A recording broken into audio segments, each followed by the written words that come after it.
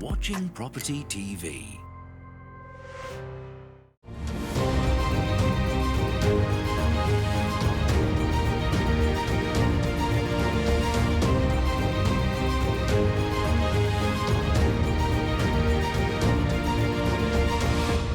Hello and welcome to Property Question Time. I'm Stephen Galpin and this is a show where you can have your property related questions answered by our team of property experts. And joining me today, Sally Wang, welcome back to you, international property expert and author, I note. So again, welcome. And a newcomer to Property Question Time, Ryan Hughes, property investor and buy-to-let specialist. Welcome, Ryan. Thank you. Good trip down from Manchester?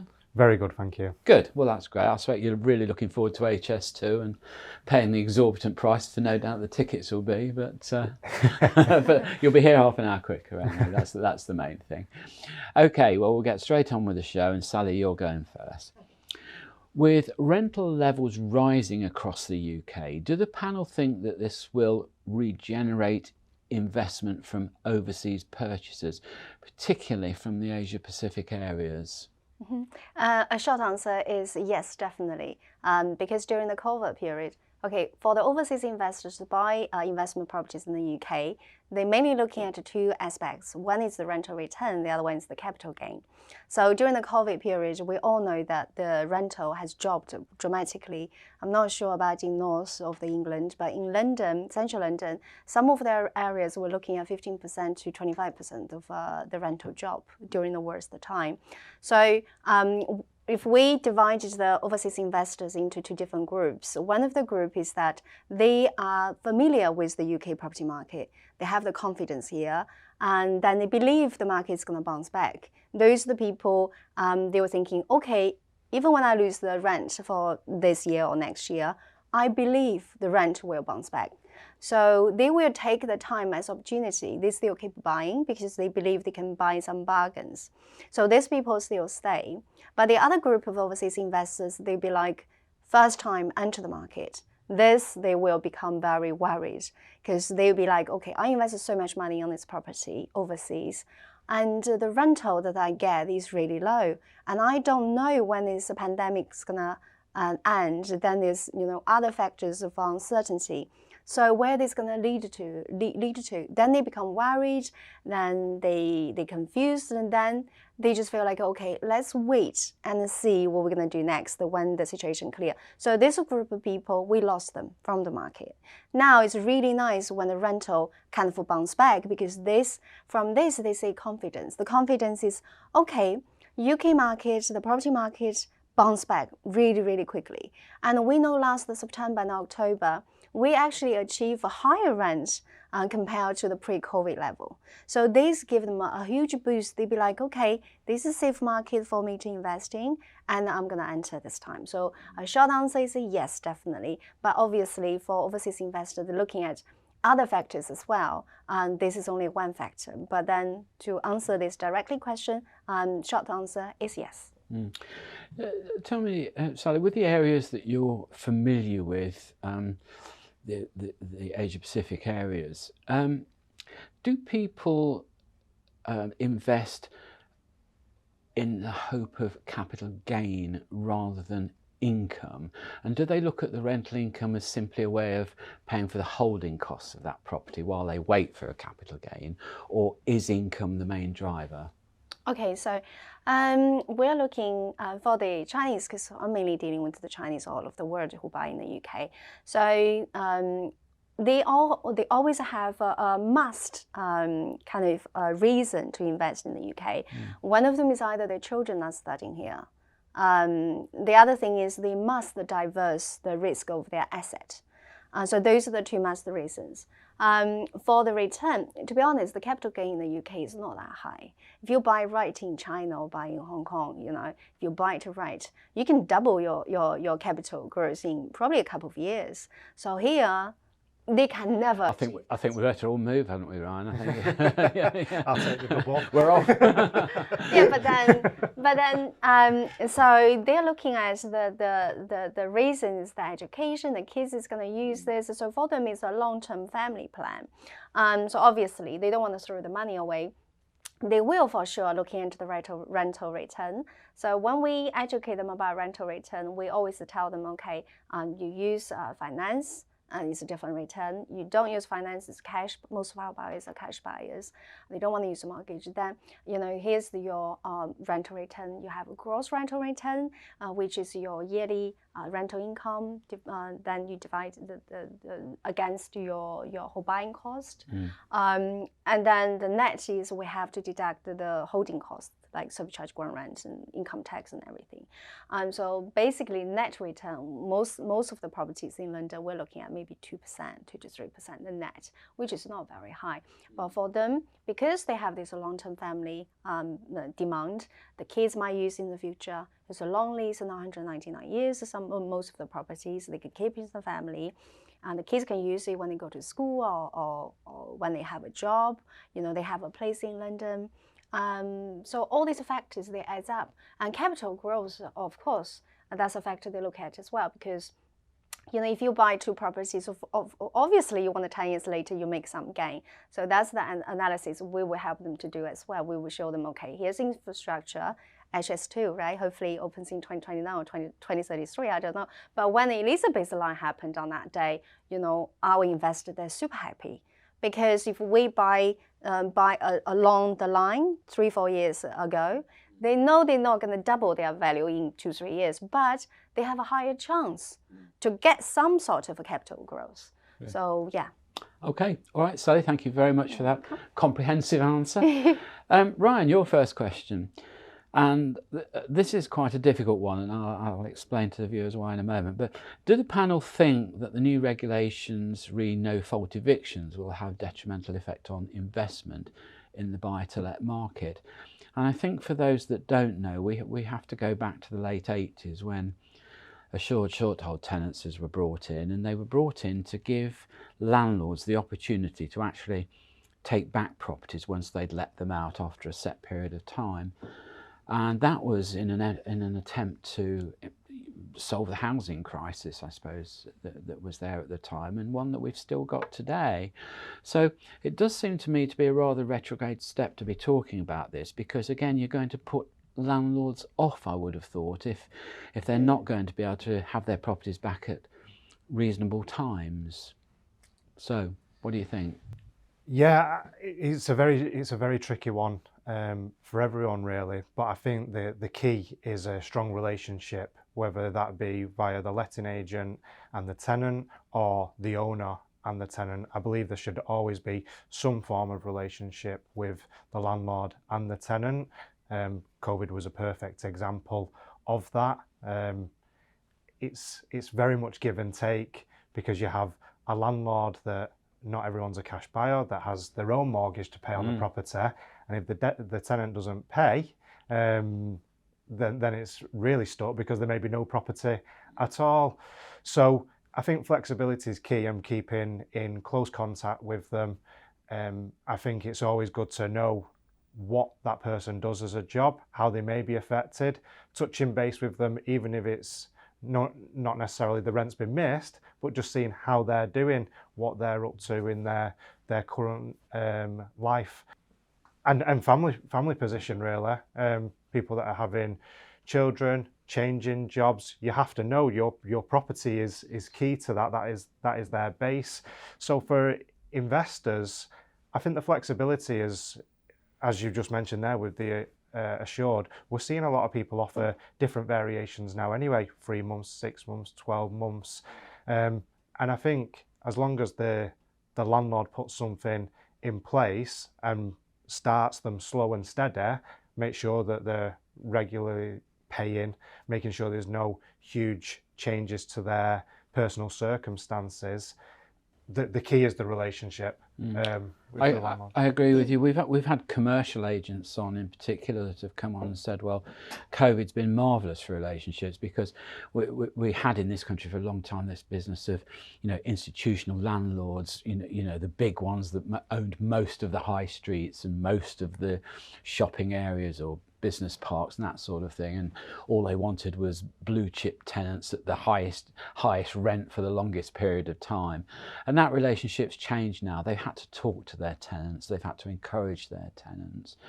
And I think, again, I think when the government start to meddle in the property market, they forget that, in essence, a good landlord will get good tenants. Exactly. I believe in that. That's Chinese the would say it's issue, good isn't it? karma. Yeah. It's a good karma, and a lot of our very good landlords, they're so nice to us. They are very friendly, very pleasant. They treat us really well. And guess what? They attract really good tenants as well. It's kind of like a karma thing. Yeah. I think, again, just to finish that subject up, I wouldn't object if there was some kind of competence test, if you like, for smaller landlords. I think it would be quite beneficial if they perhaps had to attend even a day's course on something on their responsibilities. We live in a very litigious age, don't we? So for them to understand their responsibilities could be very helpful. And I think the government would be better off focusing on that kind of education and that kind of interference rather than practical commercial matters. Yeah, kind of like penalise the landlords. Okay, well, that's all we've got time for in this half of the show, so join me again after break when we'll be asking Ryan and Saleh some more of your questions. You are watching Property TV. You are watching Property TV. Hello and welcome back to part 2 of Property Question Time. I'm Stephen Galpin and I'm joined by Saleh Wang and Ryan Hughes. Welcome back, guys. And Saleh, your second question. Yeah. I am a new buy-to-let landlord. I'm being advised by a number of agents that the area I am in with my investment will attract more overseas tenants as opposed to UK-based applicants. Can the panel advise me on any ideas to maximise the opportunity and make my property more attractive to someone from overseas? Well, I don't think there's anybody better to answer that question than yourself. So. Yes, I know, right? And so basically, when we're looking at overseas tenants, we're mainly looking at 2 different groups of people. One of them is professionals, which was relocated to this country. The other group of people we're looking at, they're students. They come here to study. So maybe the kids come here, maybe their parents join them occasionally as well. So when we have the target tenants, target audience, your customer in mind, then you know how to attract them. So to make it more attractive to the professionals, I would advise that you furnish your property with good quality, solid furnitures. For example, very hard mattress for the bed, very simple sofa, dining table, the things for them to just move in quickly. Nice and clean, have security, make it feel like home and convenient. That should be enough.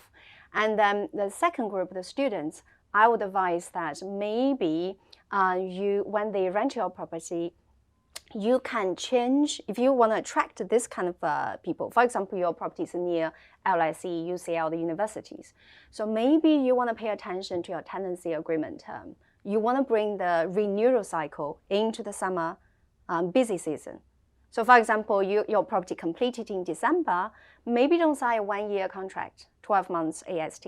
Maybe sign 18 months, maybe sign 6 months. So you bring it to the summer cycle, or maybe 8 months, to September, because that is the time that you can rent out your property with higher rent, and you will have a higher demand for students. So this will be the most valuable advice I would give. And also on top of that, because of students, they probably don't, clean the property themselves that well. Maybe if you have a very good cleaner in mind, this is what we do for our properties like this. We will have a couple of very good cleaners with very competitive rates.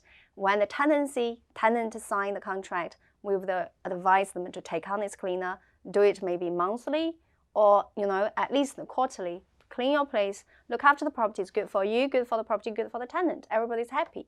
So that would be my advice. Yeah. So let me ask you, a lot of the residential buildings here in London, particularly the skyscrapers, they have in the headlease, they'll have conditions like for the purpose of accommodating one single family. Yes. I'm sure you've come across that lease term many times. Do you find that freeholders enforce that? I'm thinking in particular, you're talking about students, and it would be a classic where 3 or 4 students from different families would occupy one apartment, for instance. Yeah. How do you cope with that? Okay, so we rarely have that we rarely have that because with the Asian investors, most likely in London, they buy apartments. So we most likely sell them a 1-bedroom, 2-bedroom, and 3-bedroom. For a 4-bedroom apartment, you know the London market, most of the developers, they don't have that many stocks for 4-bedroom. 5-bedroom, I rarely see a 5-bedroom. When it comes to 4 or 5 bedrooms, usually it's owner-occupied. So for the letting stocks, we're mainly looking at 1-bed, 2-bed, 3-bed.